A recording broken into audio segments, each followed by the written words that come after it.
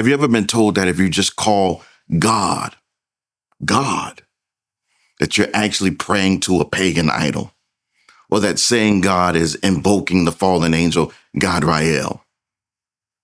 Or maybe if you don't pronounce God's name exactly as Yahuah or Yahweh or Yehovah, Jehovah, he won't even hear your prayers. If you've heard any of these, then you need to watch this video to the end, because far too many faithful believers come to me burdened with incredible anxiety over this exact issue.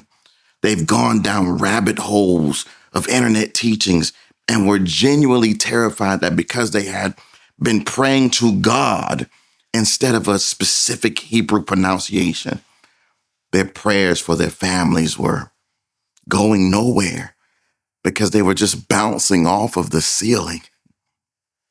As a pastor, it breaks my heart to see the pronunciation of God's name used to put people in chains of fear.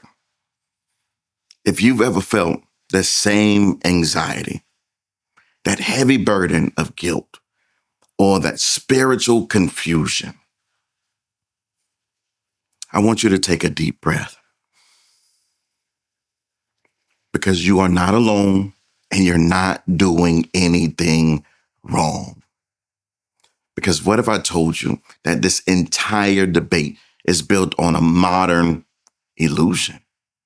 In our 21st century Western obsession with getting the vowels exactly right, we forgot one critical historical fact. When God gave his name to Moses, written vowels didn't even exist yet. Ancient Hebrew was written entirely in consonants. It was actually the Greeks that later introduced dedicated vowels into the written alphabet. So when God spoke from the burning bush, he wasn't handing Moses an examination of how to vocalize his name and commanding him to pass it down to the generations. God was revealing his eternal character. So to prove this, I'm going to show you from the original text why knowing God's name has absolutely nothing to do with how you pronounce it. And if you're new to this channel, welcome. My name is Gerald C. Sr. I've been a senior pastor now for 16 years and a biblical expositor for over 2 decades. And I'm the author of The Name Above All Names. My calling is to dig into the original text so you can read your Bible with confidence, completely free from the heavy burdens of modern religious fads. So grab your Bible, grab a notebook, and let's find some freedom in the Bible today.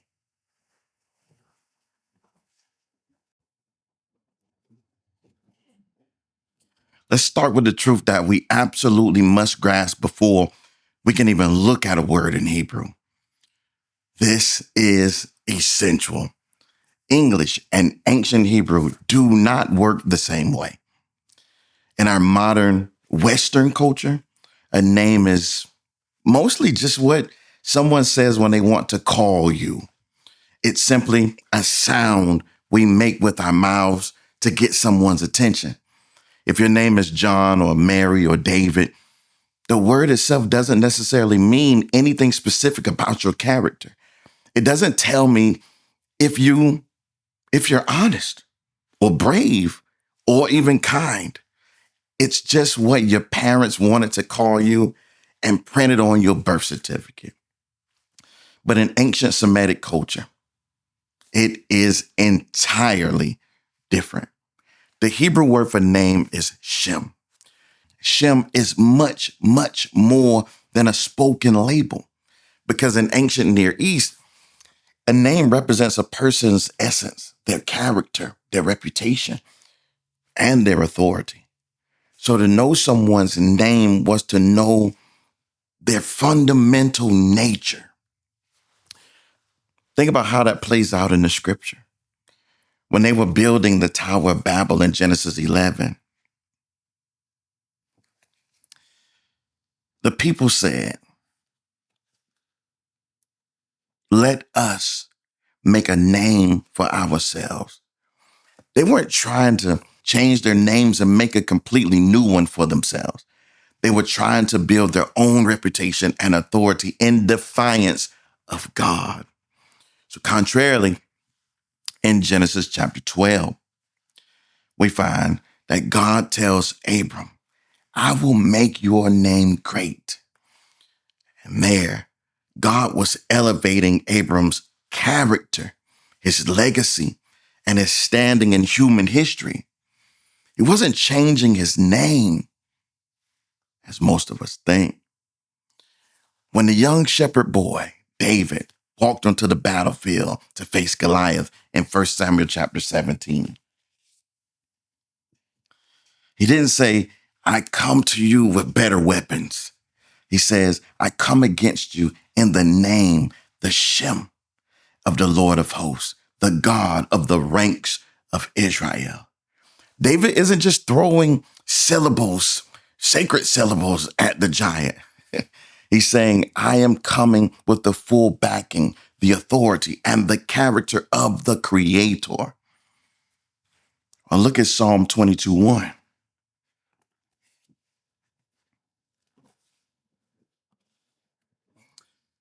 Where it says, a good name is more desirable than riches.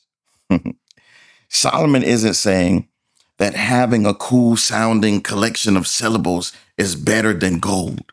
He's saying a good reputation, a character of integrity is worth more than anything in this world. So when we talk about knowing God's name, we have to stop thinking like 21st century Westerners trying to pass a pronunciation test. To know God's name means to intimately know his character, his authority, and what he stands for. So with that ancient understanding in mind and taking the place, how did God first choose to reveal himself to us?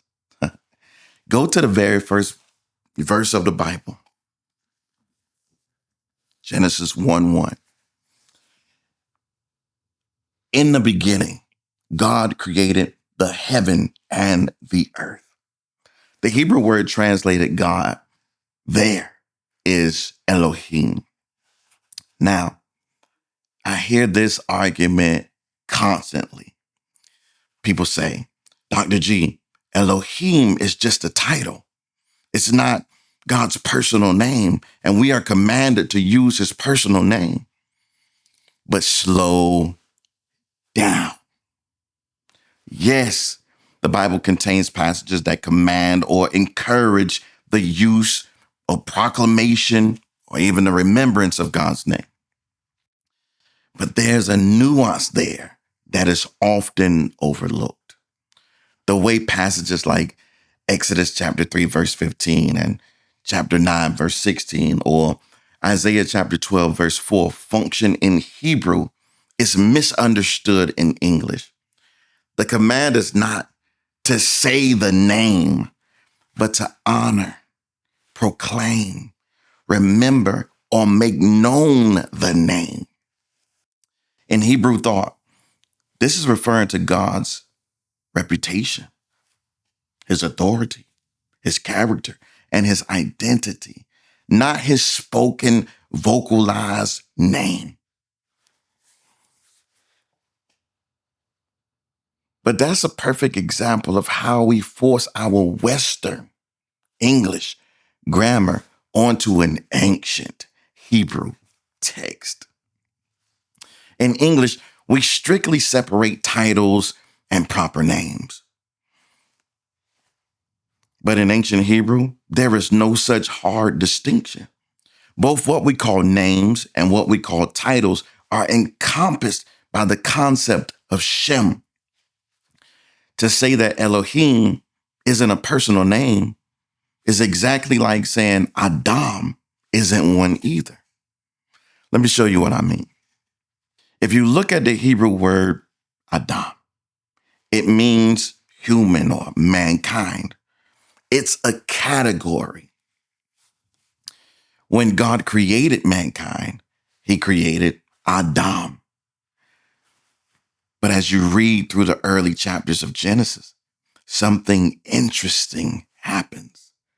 That category, Adam, that descriptor for humanity, shifts and functions as the proper personal name of the first man, Adam. Adam, humanity. Adam, the name of the first human. The word Elohim functions in a very similar, beautiful way. So technically speaking, Elohim is a plural noun. In the ancient Near East, it functioned as a generic term for gods, plural. But the creator of the universe, he chose to use that name to reveal himself to us from the start. Genesis 1:1. In the beginning, God, Elohim. He chose to call himself Elohim, not Yod-Heh-Vav-Heh, not Yahuah, not Yehovah, not Yahweh. Because it wouldn't make sense if he did. No one would have understood why he was calling himself that. And guess what? No one did until Moses. So let's draw back for a second. Think about King David. When David took the throne, the title king became as much part of his Shem, his name, his essence, and his identity as his birth name, David. Why? Because a king is one who rules. And the name David literally means beloved or loving. So King and David together reveal his true essence, the one who rules lovingly. Watch this. God rules with love. God is love. And the character, that character connection is exactly what makes David a man after God's own heart. Did you catch that? When God reveals himself as Elohim in Genesis 1, he's revealing his essence as the supreme creator, the absolute sovereign, and the righteous judge. That is his Shem. To separate his titles from his name is to completely misunderstand how the ancient Hebrew mind viewed identity. And now, as an expositor, I want to get a little more technical with you for just a moment. Stick with me here, though, because the actual grammar of the Hebrew language proves why we must treat the specific, unique name of God with such incredible reverence. While the ancient Hebrews didn't separate titles and names like we do conceptually, their grammar did distinguish between a common noun and a proper personal name. And there's a very simple rule in Hebrew that shows us how this works. In Hebrew, common names and titles can take the definite article. In English, the definite article is the word the. In Hebrew, that's the prefix ha. So proper names, personal names, generally cannot take this prefix. So let me give you a clear, everyday example. The Hebrew word for king is melech. Because king is a title or a common noun, you can put ha in front of it as a prefix. And you can say ha-Melech, which means the king. But let's look at the proper name like David. Because David is a specific proper name, you can't put ha as a prefix in front of it. You can't say ha-David. That would be translated in English to mean the David, which makes absolutely no grammatical sense. You wouldn't say, I'm going to talk to the David. So how does this apply to God? If you read the Hebrew Bible, for example, Genesis chapter 5, verse 22, or chapter 6, verse 9, Deuteronomy chapter 4, verse 35, or even 1 Kings chapter 18, verse 3, to name a few, it uses the phrase ha-Elohim, which translates to the God or the true God. The biblical writers, they do this intentionally to distinguish God from the false gods of the surrounding nations. Grammatically, this shows us that Elohim is functioning as a descriptive title or as a category. He is the God, the true God. But then we have the tetragrammaton, the four letters Yod, He, Vav, and He.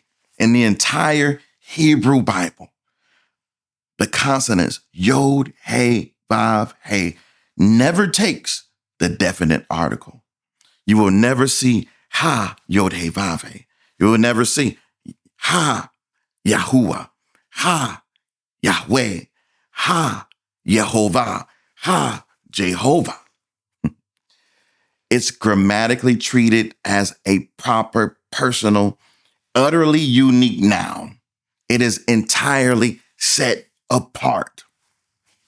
This brings us to one of the most important moments in biblical history. If we fast forward to Exodus chapter 3, Moses is standing barefoot before a burning bush, and the creator of the universe is commissioning him to go to Egypt and free the Israelites from the most powerful empire on the earth. Moses asks a very logical question. He says, suppose I go to the Israelites and say to them, the God of your fathers has sent me to you. And they ask me, what is his name? Then what shall I tell them? Take notice that Moses is asking for God's Shem, not his name, not what to call him. Moses is asking, what is your character? What is your authority? When I stand before Pharaoh, whose backing do I really have here? And God, he responds in Hebrew, Ehyeh, Asher, Ehyeh. This is traditionally translated as I am who I am, or I will be that I will be. And then God gives Moses the tetragrammaton, Yod, He, Vav, He. What is so powerful, so mind-blowing about this is what those letters actually mean. When I'm studying the text on my MacBook, I use tools like the Halak. That lexicon, I use it inside of my Accordance Bible software. But you don't need expensive software to see this truth for yourself. If you look at the Tetragrammaton and the free, accessible tool like the Strong's Concordance, specifically Strong's number H3068, you will see the four-letter consonants Yod, He, Vav, He is built directly on the Hebrew verb for hayah, which means to be, to become, or to exist.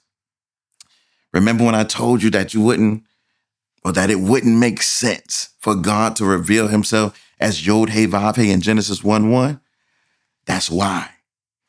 God is answering Moses' question about his Shem, about revealing his eternal essence. He's telling Moses, my character is that I am the uncreated one, the self-existent one. I am the one who was, who is, and who is to come. I am the one who said, Hayah, in the beginning. Be Hayah, light. You see, every Egyptian god relies on a river or the sun or the harvest. I rely on absolutely nothing for my existence. It's what God was telling him. Now, hear me good. Hear me real good.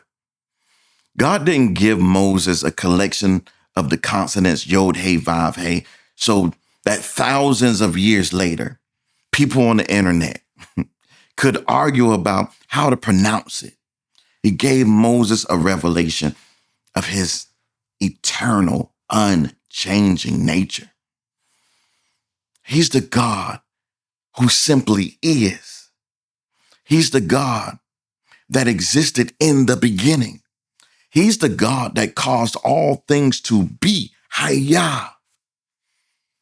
So, if you wonder why I just spell out Yod He Vav He instead of saying Yahuah or Yahweh or Yehovah, here's the honest historical truth. The exact oral, original vowel pronunciation of the Tetragrammaton, it was lost to history. Centuries before the time of Jesus, the Jewish people developed such a deep, profound reverence for the sacredness of God's personal name that they stopped speaking it aloud. They did this to ensure they would never accidentally take his name in vain or to profane it. When they read the scriptures publicly, whenever they come to Yod He Vav He, that personal name, they would simply substitute the word Adonai, which literally means Lord. And because ancient Hebrew was written only with consonants and the vowels were passed down orally from generation to generation, once they stopped speaking the name aloud, the exact vowels were eventually forgotten. So linguists, historians, and Hebrew scholars all agree that modern variations are all reconstructions. And as an expositor, I want to share with you exactly when these specific reconstructions were introduced. Because knowing this history changes absolutely everything. Let's start with Yehovah or Jehovah. This is the earliest documented reconstruction, but it didn't appear until 1270 AD. A Spanish monk named Raimundos Martini created it by taking the consonants of God's name, Yod He Vav He, and pronouncing them with the Masoretic vowels for the word Adonai. But watch this. The Masoretic text actually has 7 different vocalizations of the name Yod He Vav He.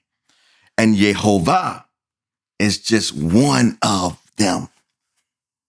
So choosing Yehovah was a medieval guess. So what about Yahweh? This particular pronunciation didn't become popular until 1869, largely due to the German scholar and linguist named Wilhelm Gesenius. He proposed Yahweh based on early Christian writings, like those of Clement of Alexandria in the 200s AD. Clement wrote the divine name out in Greek as Yahuah, which then came to be Yahweh. Again, this is an educated, academic reconstruction. So then what about Yahuah? This is actually the newest one of all of them. It didn't appear until the 1930s and gained popularity largely due to the sacred name movement right here in the good old US of A. And then it was brought to life again in 2012 with the publishing by Dr. Stephen Pidgeon of the Sefer Bible. So when you realize that Yehovah is from 1270, Yahweh is from the 1800s, and Yahuah from the 1930s, you start to see the problem. We're fighting over modern guesses. And this is where we have to check our hearts as believers. Because I see Christians attacking each other, questioning each other's salvation, and causing spiritual anxiety over which reconstructed vowels to use. People will look at you square in the eye and say, if you don't call him Yahuah, he won't hear you. But brethren, this should not be. This is fundamentally anti-biblical. This is reducing the almighty creator of the universe to a magic spell. It turns Christianity into witchcraft, where if you don't enchant and cant the right syllables, God is deaf to your prayers. That shouldn't be. I choose to spell out YHWH out of deep respect for the sacredness of God's biblical text. I do it out of respect for the diverse preferences of you all who watch this channel. But most importantly, I do it to shift our focus back to where it belongs. Fighting over vowels distracts us from knowing God's character.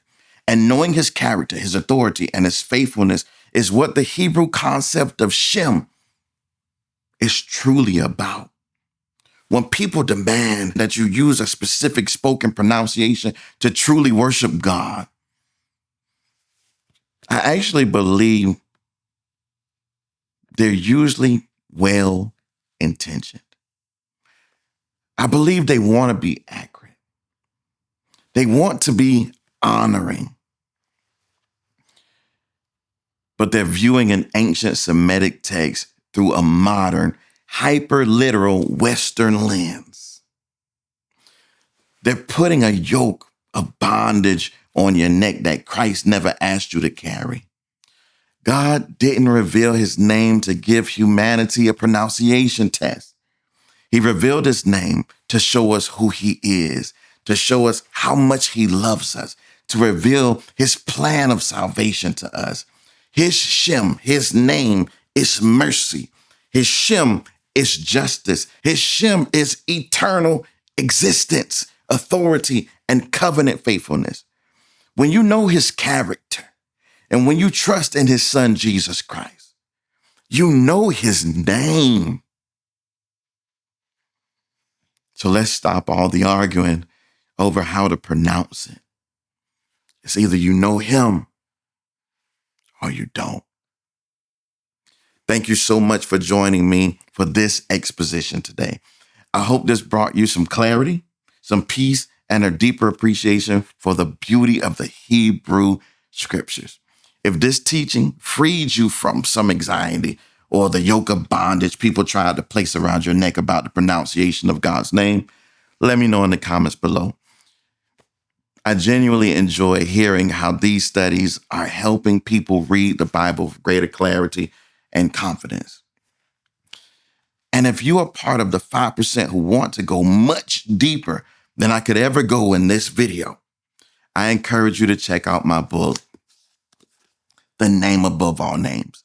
In this book, I'll walk you through the biblical, linguistic, and historical evidence, all of them surrounding YHWH in far greater detail than I could do here. I examine the Hebrew concept of Shem, the Masoretic tradition, the use of the divine name in ancient manuscripts, and what the scriptures themselves actually emphasize about the name of God. If you want to get this book, pause the video and scan the QR code on your screen, or go to gclmedia.org, or simply click the link in the description so you can explore this book for yourself. May the true God, the great I am, shower you with blessings. And I will see you in the next video.